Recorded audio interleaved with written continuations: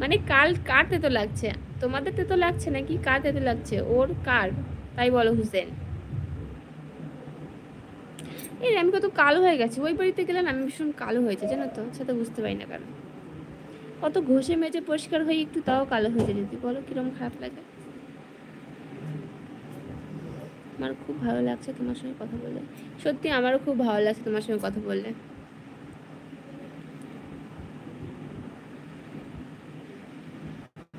কালিদাস, তোমার ছেলে, না না ও বলছে কি আমাকে উঠিয়ে দাও খাটের উপর, ও দুষ্টু দুষ্টু করবে এখন আমার পিঠের উপর উঠে, তার জন্য ও কান্না করছে। আমি বললাম তোমার তো লাগলো নাকি আমার কথা।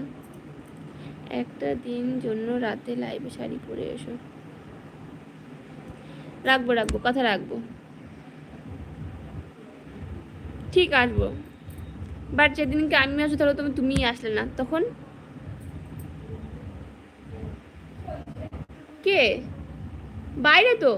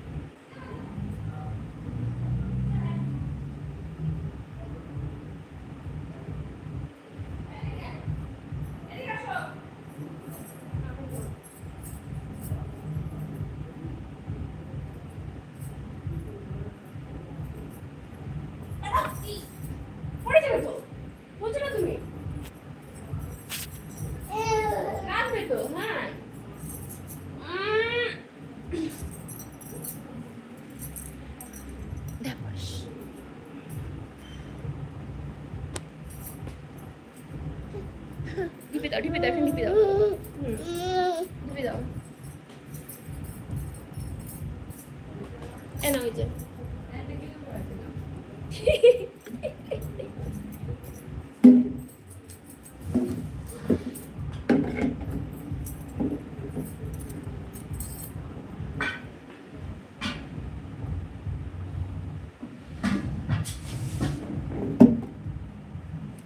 আরে না, স্পেশাল কিছুই না, হাড়ি চুরি হচ্ছে।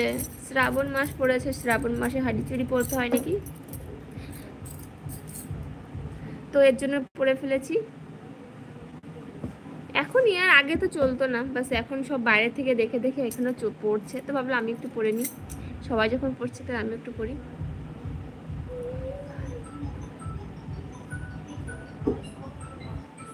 কাল এসো তাহলে শাড়ি পরে, ইয়ার কালকে যাই না, বাট যেদিনকে আসবে সেদিনকে বলে দেবো যে আমি শাড়ি পরে।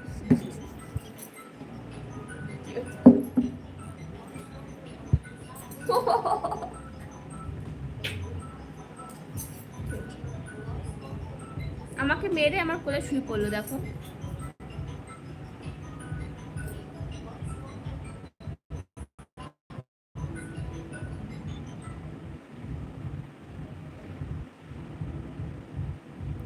কি বড় হয়েছে বুঝলাম না, কি বড় হয়েছে তাই বলো।